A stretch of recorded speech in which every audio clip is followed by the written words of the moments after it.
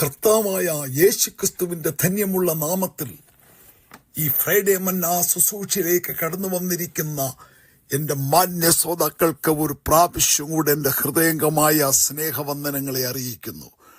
വീണ്ടും നമുക്ക് ഒരുമിച്ച് ദൈവസന്നിധിയിലായിരിക്കുവാൻ ദൈവം ഒരുക്കിത്തന്ന ധന്യമായ നിമിഷങ്ങളെ ഓർത്തുകൊണ്ട് ദൈവത്തെ നമുക്ക് മഹത്വപ്പെടുത്താം.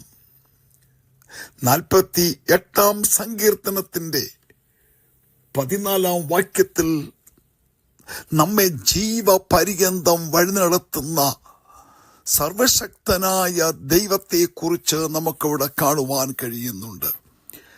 അവിടെ നാം ഇങ്ങനെയാണ് വായിക്കുന്നത്: ഈ ദൈവം എന്നും എന്നേക്കും നമ്മുടെ ദൈവമാകുന്നു, അവൻ നമ്മെ ജീവപര്യന്തം വഴി നടത്തും.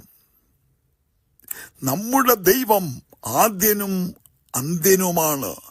നമ്മുടെ ദൈവം അൽഫയും ഒമേഗയുമാകുന്നു. ആദിയും അവസാനവും ഇല്ലാത്ത ദൈവമത്രേ നമ്മുടെ ദൈവം.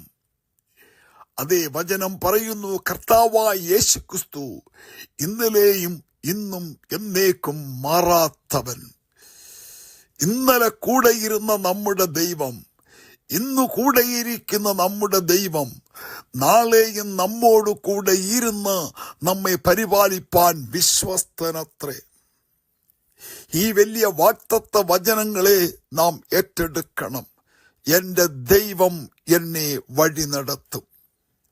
ജീവിതത്തിന് മുമ്പിൽ മുള്ളുകളോ കല്ലുകളോ, ജീവിതത്തിന് മുമ്പിൽ പർവ്വതങ്ങളോ താഴ്വരകളോ, ജീവിതത്തിന് മുമ്പിൽ നിബിഡമായ വനങ്ങളോ, ജീവിതത്തിന്റെ മുൻപിൽ വെള്ളമോ നദിയോ, ജീവിതത്തിന് മുമ്പിൽ കടലോ, എന്തായാലും ജീവിതത്തിന്റെ പ്രതിസന്ധികളിൽ ഉയർച്ചയിലും താഴ്ചയിലും എന്നെ അത്ഭുതകരമായി വഴി നടത്തുവാൻ ദൈവം സർവശക്തനാണ് എന്ന് നാം വിശ്വസിക്കേണ്ടി ഇരിക്കുന്നു.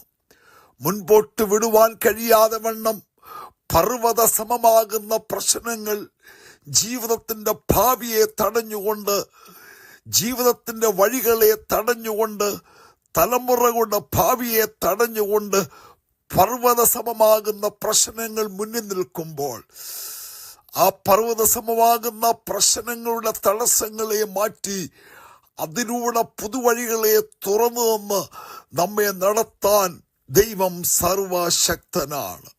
നമുക്ക് സ്വയമേ നടക്കുവാൻ കഴിവുള്ളവരല്ല. എങ്ങനെ മുൻപോട്ട് നീങ്ങണം എന്ന് നമുക്കറിയുകയില്ല.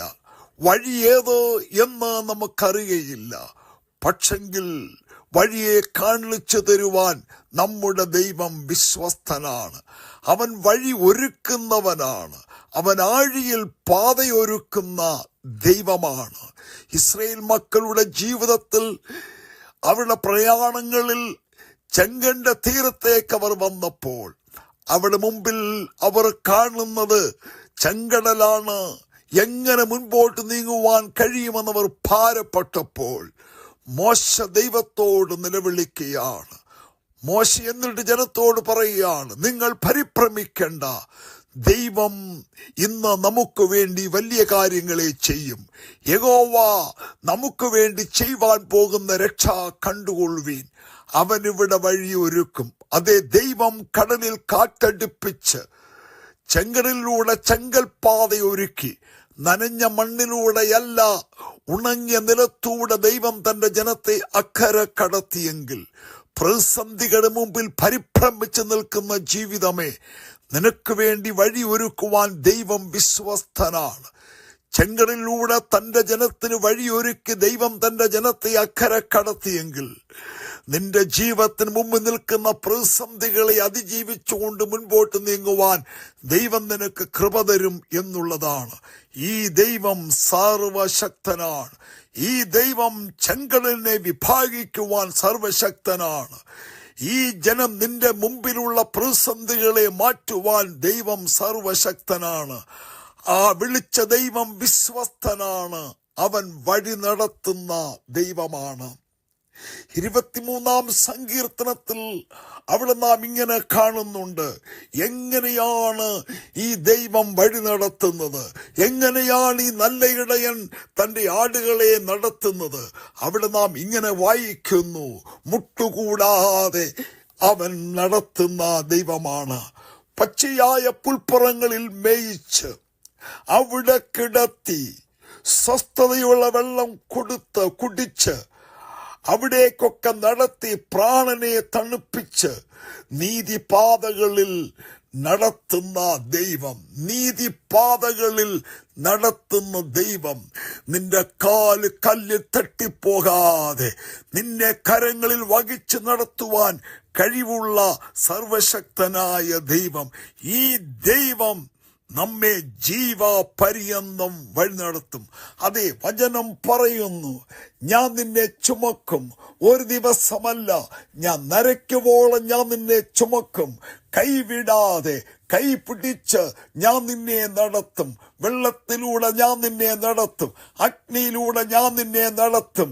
അഗ്നി നിന്നെ ദഹിപ്പിക്കുവാൻ ഞാൻ സമ്മതിക്കയില്ല, വെള്ളം നിന്നെ മുക്കിക്കളയുവാൻ ഞാൻ സമ്മതിക്കയില്ല.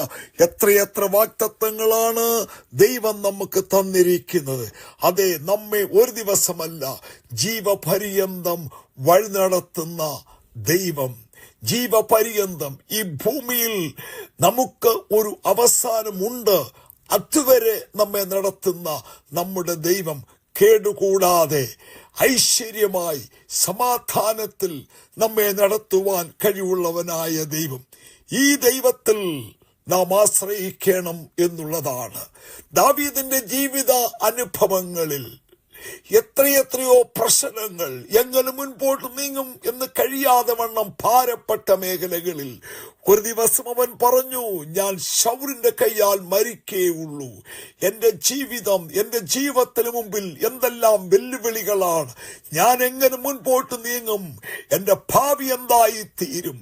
എന്നാൽ പ്രിയമുള്ളവരെ, ദൈവത്തിൽ വിശ്വസിച്ചുകൊണ്ട്, ദൈവത്തിൽ ശരണപ്പെട്ടുകൊണ്ട് അവനെ വിളിച്ചവനായ ദൈവം അവനെ കരം പിടിച്ച് ഉയർത്തി അവന്റെ മേൽ ഒഴിക്കപ്പെട്ട അഭിഷേകത്തിനൊത്തവണ്ണം, അവനെ കുറിച്ചുള്ള വിളിക്കൊത്തവണ്ണം, അവന്റെ ജീവിതത്തെ അപായപ്പെടുത്തുവാൻ കടന്നു വന്ന ശത്രുവിന്റെ പദ്ധതികളെ തകർത്തുകൊണ്ട് ദൈവം അവനെ ഉന്നതമായ മേഖലകളിൽ എത്തിച്ചുവെങ്കിൽ, ഇടയ്ക്ക് വെച്ച് അവനെ തകർത്ത് കളയുവാൻ, അവന്റെ വഴികളെ അടച്ചു കളയുവാൻ, അവന്റെ ഭാവിയെ അടച്ചു കളയുവാൻ ശത്രു എത്രയോ തന്ത്രങ്ങൾ നോക്കി.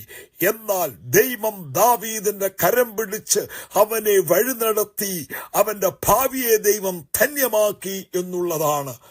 ആകയാൽ ഇന്ന് ദൈവം നമുക്ക് തന്ന വചനം, ഈ ദൈവം എന്നും എന്നേക്കും എന്റെ ദൈവം, നമ്മുടെ ദൈവം, അവൻ നമ്മളെ മരണപര്യന്തം, അവൻ നമ്മെ ജീവപര്യന്തം വഴി നടത്തുവാൻ വിശ്വസ്തനാണ്.